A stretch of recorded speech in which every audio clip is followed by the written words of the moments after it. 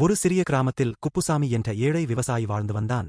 அவனுக்கு வசதி எதுவும் இல்லாமல் தினமும் உழைத்து வாழ்ந்தாலும் அவனுடைய மனம் முழுவதும் முருகன் பக்தியால் நிரம்பியிருந்தது.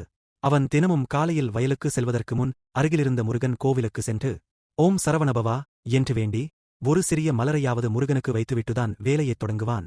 ஒரு வருடம் கடுமையான வறட்சி ஏற்பட்டது. விவசாயிகள் அனைவரும் பசி பட்டினியால் தவித்தார்கள். குப்புசாமியும் தன் வயலில் உழைத்தாலும் ஒன்றும் விளையவில்லை. இருந்தாலும் அவன் மனம் தளரவில்லை. என் முருகன் பார்த்துக் கொள்வார் என்று நம்பிக்கையோடு இருந்தான்.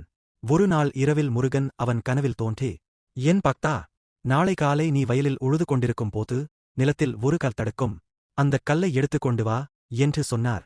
மறுநாள் காலையில் குப்புசாமி உழுது கொண்டிருந்தபோது உண்மையிலேயே கருவி ஒரு கல்லில் மோதி நின்றது. கல்லை தோண்டிப் பார்த்தான். அது ஒரு பழமையான முருகன் சிலை. அவன் மகிழ்ச்சியுடன் அந்தச் சிலையை கிராமத்திற்கு கொண்டு வந்து ஒரு சிறிய கோவில் அமைத்து வழிபட ஆரம்பித்தான்.